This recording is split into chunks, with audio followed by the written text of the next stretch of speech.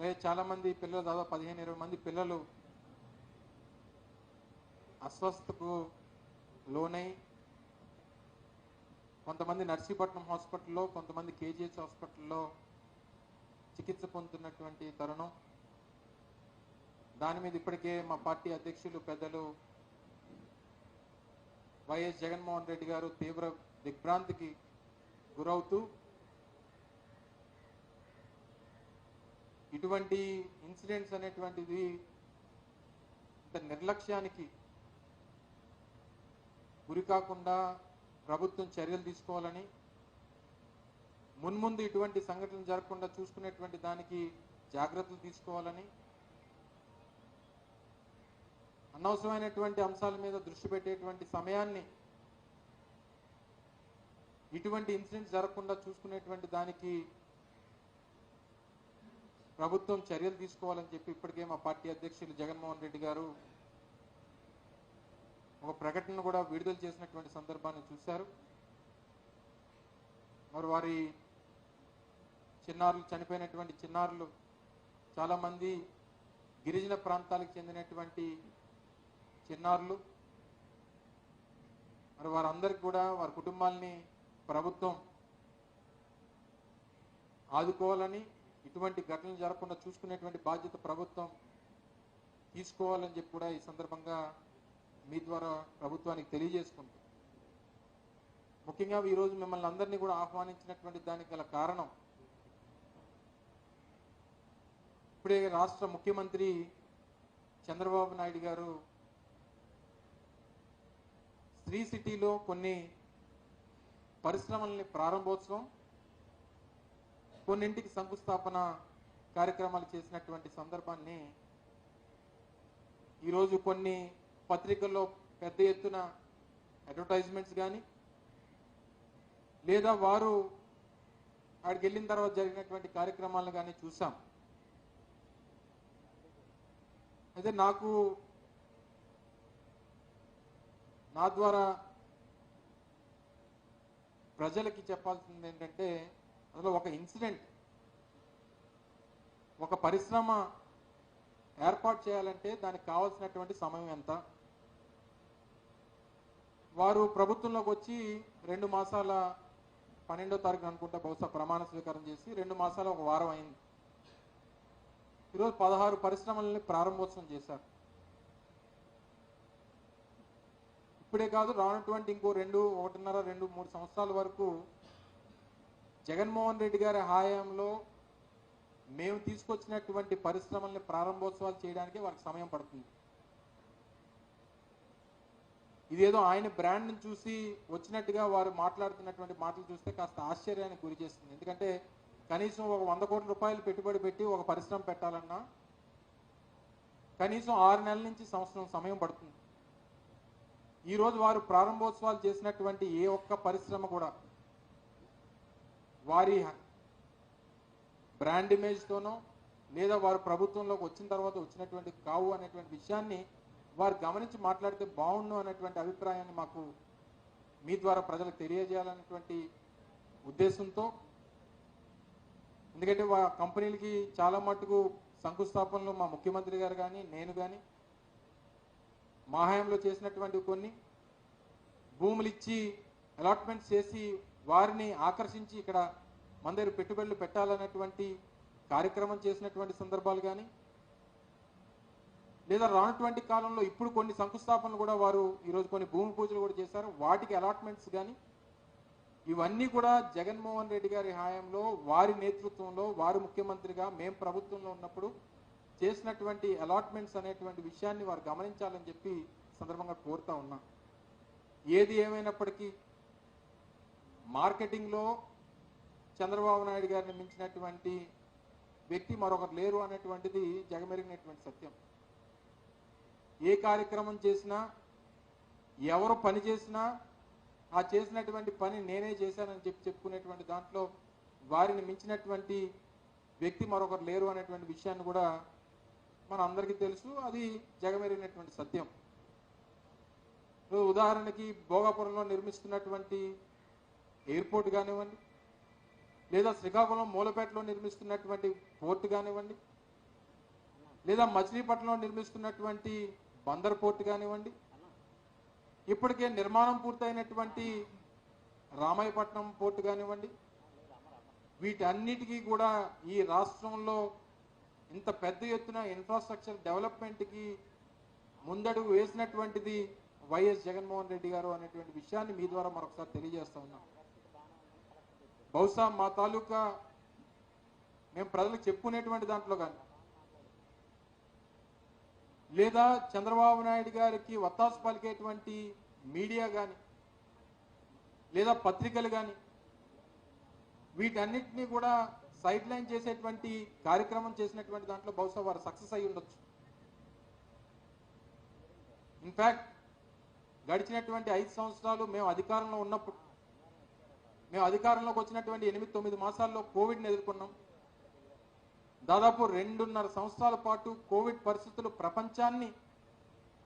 ప్రపంచంలో ఉన్నటువంటి దేశాలని అందరితో పాటు మనల్ని ఏ రకంగా ఇబ్బంది పెట్టిందో మనందరం కూడా చూసాం.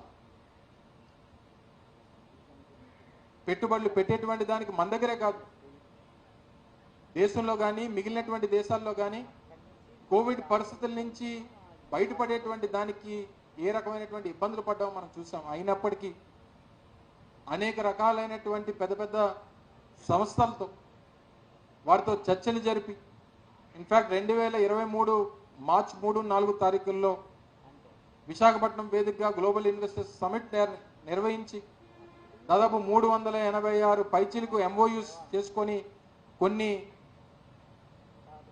పరిశ్రమలకు సంబంధించినటువంటి ల్యాండ్ అలాట్మెంట్స్ కానీ, వారితో చేసుకున్నటువంటి అగ్రిమెంట్స్ ప్రకారం వారికి కావాల్సినటువంటి ఫెసిలిటేషన్ కానీ రాష్ట్ర ప్రభుత్వంతో చేసినటువంటి సందర్భాలు కానీ, ఈరోజు కొన్ని భూమి పూజలు జరిగినా, కొన్ని ప్రారంభోత్సవాలు జరిగినటువంటి దాంట్లో కూడా గతంలో జరిగినటువంటి గ్లోబల్ ఇన్వెస్టర్స్ సమిట్లో జరిగినటువంటి MOUsకి ఇవన్నీ కూడా ఒక సాక్ష్యాలుగా ఈరోజు నిలబడతా ఉన్నాయనేటువంటి విషయాన్ని కూడా ఈ సందర్భంగా తెలియజేస్తా ఉన్నాం.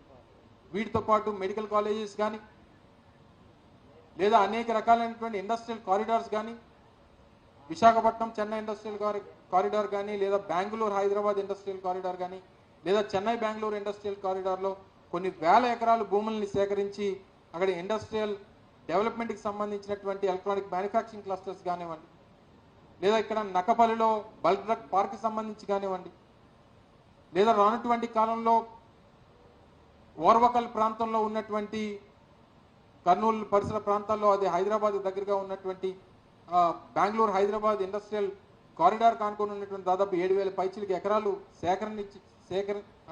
భూమి సేకరించేసినటువంటి విషయంలో కానివ్వండి, ఇలాగ అనేక రకాలైనటువంటి ఇన్ఫ్రాస్ట్రక్చర్ డెవలప్మెంట్స్ గడిచినటువంటి 5 సంవత్సరాలు చేసాం. మీ ద్వారా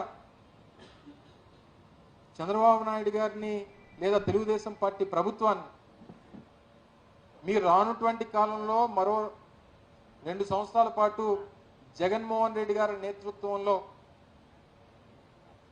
మేము ఆకర్షించినటువంటి అనేక పరిశ్రమలకి, మేము భూములు కేటాయించినటువంటి అనేక పరిశ్రమలకి బహుశా, ఎందుకంటే ఇట్స్ కంటిన్యూస్ ప్రాసెస్, కానీ క్రెడిట్ మీరు తీసుకునేటువంటి ప్రయత్నం చేస్తున్నారు. దాంతోపాటు ఇవి ఏ సందర్భంలో ఎప్పుడు వచ్చాయో, ఎవరి హయాంలో వీరందరినీ ఆకర్షించామో, ఉదాహరణకి ఇదే శ్రీ సిటీలో ఒక ఎయిర్ కండిషన్స్ మ్యానుఫ్యాక్చరింగ్కి ఆంధ్రప్రదేశ్ని ఒక హబ్ చేయాలన్నటువంటి ఉద్దేశం. బ్లూ స్టార్ కానీ, డైకిన్ కానీ, లాయిడ్ కానీ అనేక ఎయిర్ కండిషన్స్ మ్యానుఫ్యాక్చరింగ్ సంస్థలను అనేక సంస్థల్ని ఆకర్షించి రానటువంటి 2 సంవత్సరాల్లో 2022-23 నుంచి చేసినటువంటి అడుగులు రానటువంటి 2026 సంవత్సరానికి దేశంలో 100 ఏసీలు తయారైతే అందులో 46 ఏసీలు ఒక్క మన ఆంధ్రప్రదేశ్ నుంచే మ్యానుఫ్యాక్చర్ అయ్యేటువంటి విధంగా మనం కార్యాచరణ రూపొందించి వారికి భూములు కేటాయించి కొన్ని సంస్థలను ఇప్పటికే ప్రారంభించి కొన్ని నిర్మాణంలో ఉన్నటువంటి విషయాన్ని కూడా మీ ద్వారా ప్రజలకు తెలియజేస్తూ ఉన్నాం. ఏది ఏమైనప్పటికీ ఇప్పటికీ కూడా, ఎందుకంటే ఈరోజు జరిగినటువంటి సమావేశంలో కూడా చూసాం, ఇప్పటికీ కూడా జగన్మోహన్ రెడ్డి గారిని నిందించేటువంటి ప్రయత్నం, మేమేదో పారిశ్రామికవేత్తలకో లేదా పరిశ్రమలకో వైఎస్ఆర్ కాంగ్రెస్ పార్టీ ప్రభుత్వం ఉన్నప్పుడు వ్యతిరేకంగా పనిచేస్తుంది అనేటువంటి విషయాన్ని మీరు చెప్పి ప్రజల తాలూకు దృష్టిని మరల్చాలనేటువంటి ప్రయత్నం చేస్తూ ఉన్నారు. ఇన్ఫ్యాక్ట్ ఇన్సెంటివ్స్ 2019కు ముందు గత 2014-19 మధ్యలో ఉన్నటువంటి తెలుగుదేశం పార్టీ ప్రభుత్వం బకాయిలు పెట్టి వెళ్ళిపోయినటువంటి ఇన్సెంటివ్స్ను కూడా ఆ రోజు వైఎస్ఆర్ కాంగ్రెస్ పార్టీ జగన్మోహన్ రెడ్డి గారి నేతృత్వంలో మా ప్రభుత్వంలో వాటిని విడుదల చేసి, ఎందుకంటే ఇట్స్ ఎ కంటిన్యూస్ ప్రాసెస్, ఏ రోజు ఎవరికి హోల్డ్లో పెట్టలేదు, లేదా గత ప్రభుత్వం ఇచ్చినటువంటి హామీ కాబట్టి మేము చెయ్యమని చెప్పి ఏ రోజు చెప్పలేదు. దాదాపు 2,900 కోట్ల పైచిలకు ఇన్సెంటివ్స్ని విడుదల చేసి అటు ఫైనాన్షియల్గా కానివ్వండి లేదా పవర్ రిబేట్లో కానివ్వండి అనేక రకాలైనటువంటి పరిశ్రమల్ని ఆదుకునేటువంటి ప్రయత్నం చేసి ఒక కోవిడ్ సందర్భంలో రీస్టార్ట్ ప్యాకేజ్ కింద దాదాపు 950 కోట్ల రూపాయలు ఇచ్చి దాదాపు 13,000 సంస్థలు ఎంఎస్ఎంఈకి సంబంధించినటువంటి 13,000 పరిశ్రమల్ని కాపాడేటువంటి కార్యక్రమం చేసింది ఆ రోజు జగన్మోహన్ రెడ్డి గారి ప్రభుత్వం.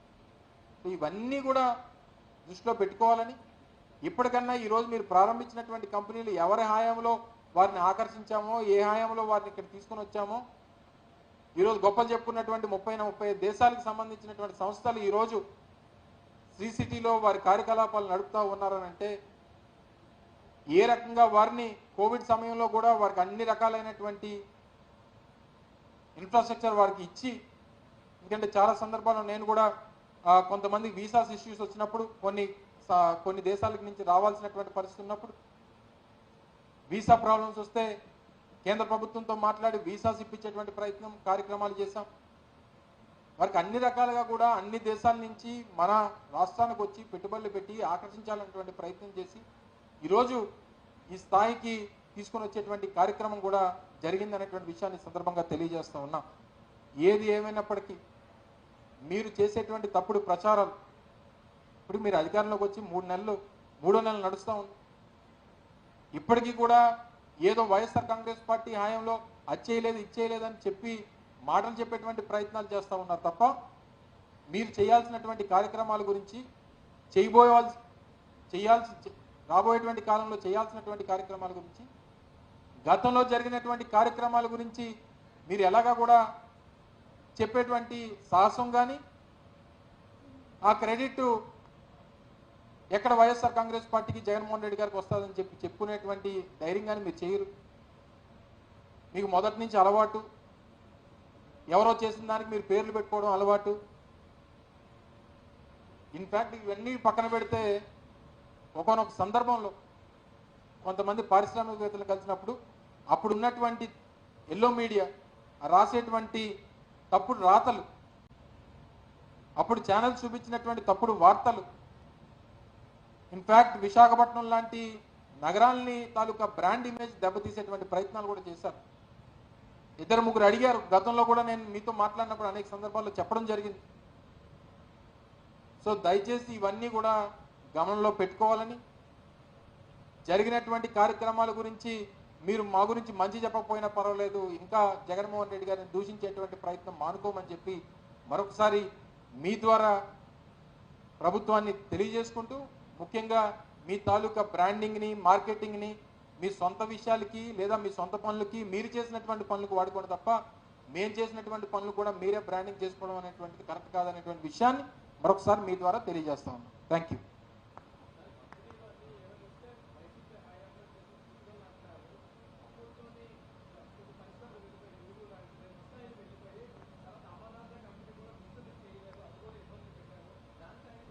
అమర్ రాజాకు సంబంధించి ఆంధ్రప్రదేశ్లో ఎన్ని ఉన్నాయో తెలుసా యూనిట్స్?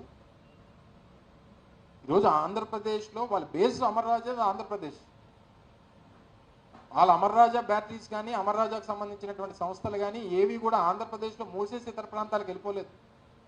అంటే ఆంధ్రప్రదేశ్లో ఉన్నటువంటి పారిశ్రామికవేత్తలు ఆంధ్రప్రదేశ్లోనే పనులు చేయాలి, ఆంధ్రప్రదేశ్లోనే పెట్టుబడులు పెట్టాలి తప్ప వీరెంతకు మించి దేశ స్థాయిలో ఇంకో దగ్గర గ్రో అవ్వకూడదు అనేటువంటిది మీ ఉద్దేశం, ఆంధ్రప్రదేశ్ ఉద్దేశం.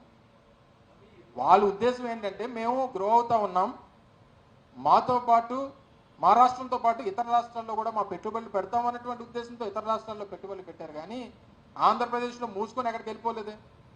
సరే అమర్ రాజా సంగతి పక్కన పెడదాం. హెరిటేజ్కి సంబంధించినటువంటి సంస్థ ఎవరిది చెప్తాను, లూలు గురించి కూడా చెప్తాను, అన్నిటి గురించి చెప్తాను, మీ గురించి కూడా చెప్తాను. హెరిటేజ్ అనేటువంటి సంస్థ ఈ రాష్ట్ర ముఖ్యమంత్రి చంద్రబాబు నాయుడు గారిది. ఆయనకి మా అనకాపల్లిలోనే ఒక కంపెనీ ఉంది, అనకాపల్లిలో కూడా ఒక ఇండస్ట్రీ ఉంది హెరిటేజ్కి సంబంధించి. అలాగే రాష్ట్రంలో అనేక జిల్లాల్లో హెరిటేజ్కి సంబంధించినటువంటి పరిశ్రమలు ఉన్నాయి. చెప్పమనండి చంద్రబాబు నాయుడు గారిని, గత 5 సంవత్సరాల్లో మా హెరిటేజ్ని ఇబ్బంది పెట్టారు, లేదా మా పరిశ్రమల్ని ఈ రకంగా ఇబ్బంది పెట్టారని చెప్పండి. మా అనకాపల్లిలోనైతే దాదాపు 4 సంవత్సరాలు ట్యాక్సే కట్టలేదు ఆయన. సో ఇలాగ రకరకాలైనటువంటి ఇష్యూస్ ఉంటాయి. ఇవన్నీ నేను ఇప్పితే ముఖ్యమంత్రి గారి తాలూకా సంస్థకు సంబంధించిన విషయాలన్నీ మనం మాట్లాడుకున్నట్టు ఉంటుంది, బాగోదు. ఎందుకు చెప్పండి? సో ఏది ఏమైనా ఈ రాష్ట్రంలో ఉన్నటువంటి పారిశ్రామికవేత్తలకి కావాల్సినటువంటి అన్ని సౌకర్యాలు, వారికి ఏ రకంగా ప్రభుత్వంగా ఉన్నప్పుడు మేము ఏ రకంగా సపోర్ట్ చేయాలో అన్ని రకాల సపోర్ట్ చేశాం, ఎవరిని ఇబ్బంది పెట్టలేదు. ఇక లూలు గురించి అడిగావు. లూలు గురించి ఆ రోజు చెప్పాం, 1000 కోట్ల విలువైనటువంటి ల్యాండ్ 500 నుంచి 600 కోట్ల రూపాయలు పెట్టుబడి. నువ్వు చేయవా, నువ్వు పెట్టవా మాలు? సో నేను అనేది ఏంటంటే, ఒక ఇన్వెస్ట్మెంట్ వచ్చినప్పుడు ఆ ప్రాంతంలో ఎకనామిక్ గ్రోత్ అనేటువంటిది, వచ్చినటువంటి ఇన్వెస్ట్మెంట్ వల్ల ఆ ప్రాంతం ఎదగాలి తప్ప ఆల్రెడీ ఎదిగి ఉన్నటువంటి ప్రాంతంలో నువ్వు ఇన్వెస్ట్మెంట్ పెట్టాలంటే ప్రతి ఒక్కరు ఇన్వెస్ట్మెంట్ పెడతారు. సో ఆ ల్యాండ్ వాల్యుబుల్ ల్యాండ్ ప్రభుత్వానికి సంబంధించింది, ప్రభుత్వానికి పరంగా ప్రజలకు ఏ రకంగా ఉపయోగపడాలన్నటువంటి ఉద్దేశంతో ఒక నిర్ణయం తీసుకున్నాం. ఆ నిర్ణయం ప్రభుత్వం తీసుకుంది, ఆ రకంగా నిర్ణయం తీసుకుని ముందుకెళ్ళాం, ప్రజలకు చెప్పి చేశాం. ఇంకా చేశాం కాబట్టి ఇవన్నీ ఈరోజు చంద్రబాబు నాయుడు గారు ఓపెన్ చేశారు. చెప్పాను కదా, అవన్నీ చేశాం కాబట్టి ఈరోజు చంద్రబాబు నాయుడు గారు 16 సంస్థలు ఓపెన్ చేయగలిగారు. అలాగే అనేక రకాలైనటువంటి సంస్థలను తీసుకుని వచ్చాం. ఎనీ టైం ఈ రాష్ట్రం తాలూకా బాగోగుల కోసం, ఈ రాష్ట్ర భవిష్యత్తు కోసం ఈరోజు పోర్టులు నిర్మాణం ఎందుకు చేపట్టాం? గతంలో ఎందుకు చేయలేదు? ముఖ్యమంత్రిగా 14 సంవత్సరాలు చంద్రబాబు నాయుడు గారు ఉండేవారు. ఎందుకు ఒక పోర్టు నిర్మాణం చేయాలని చెప్పి ఎందుకు ఆలోచన చేయలేదు? ఇప్పుడు ఎందుకు చేశాం? పోర్టుల నిర్మాణం వల్ల ఆ పరిసర ప్రాంతాల్లో ఇండస్ట్రీస్ వస్తాయి, ఇండస్ట్రీస్ వస్తే ఎకనామిక్ గ్రోత్ పెరుగుతుంది, ఎంప్లాయ్మెంట్ పెరుగుతుంది అనేటువంటి ప్రభుత్వ ఉద్దేశం. రావాలని కదా కోరుకుంటున్నాం, ఎవరు వస్తారని ఆహ్వానిస్తాం. రావాలి, పెట్టుబడులు పెట్టాలనేటువంటిదే ఈ రాష్ట్ర పౌరుడిగా, ఈ రాష్ట్రంలో సిటిజన్లా, లేదా గతంలో మంత్రిగా పనిచేసినటువంటి వ్యక్తులుగా, లేదా ఒక రాజకీయ పార్టీగా డెఫినెట్గా స్వాగతిస్తాం.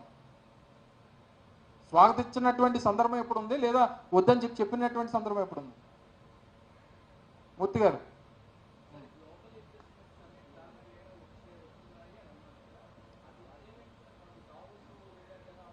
అవి కూడా ఉన్నాయి కదా, అందులో ఇన్వాల్వ్ అయ్యే ఉన్నాయి కదా. అది కూడా గ్రీన్ ఎనర్జీ ప్రాజెక్ట్స్, ఆ రోజు వచ్చినటువంటి ప్రాజెక్ట్స్ కూడా గ్రీన్ ఎనర్జీ ప్రాజెక్ట్స్ కూడా ఆ రోజు మీకు చెప్పడం కూడా జరిగింది.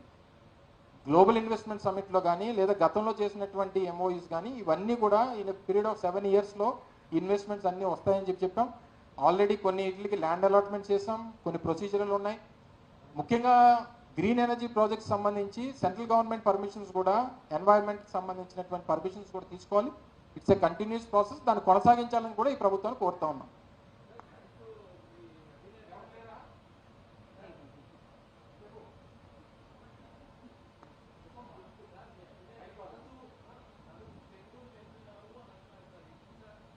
చంద్రబాబు నాయుడు అడగలేకపోయాను హైదరాబాద్ వెళ్తున్నప్పుడు.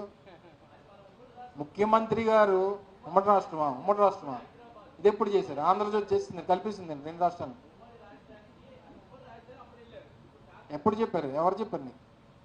ఆయన చెప్పారా? ఒప్పుకుంటారు పని. మరి ఆయన చెప్పినప్పుడు అమరావతి అనేది చెప్పాడు, మరి అప్పటి నుంచి ఉండాల్సింది చెప్పాను ముందు 5 సంవత్సరాలు. ఇప్పుడు ప్రతిపక్ష పాత్రలో వైఎస్ఆర్ కాంగ్రెస్ పార్టీ ఉంది. నిన్న మా మాజీ ఎమ్మెల్యే మధుసూదన్ రెడ్డి గారు వాళ్ళ అమ్మాయి మ్యారేజ్ జరిగింది నేను బెంగళూరులో. చూసావా లేదా? తెలియదు కదా. నిన్న మా కాళహస్తి మాజీ శాసనసభ్యులు మధుసూదన్ రెడ్డి గారు వాళ్ళ అమ్మాయి మ్యారేజ్.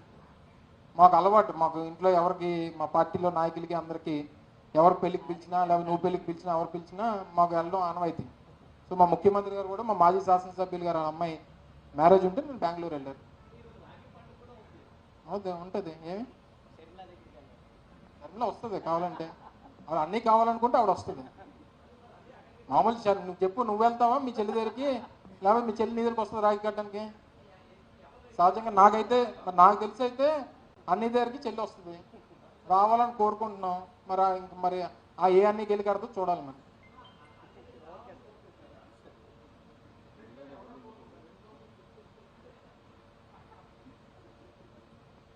అంతేనా? కోర్టులో నడుస్తుంది కదా సబ్జుడీస్, మనం మాట్లాడకూడదు.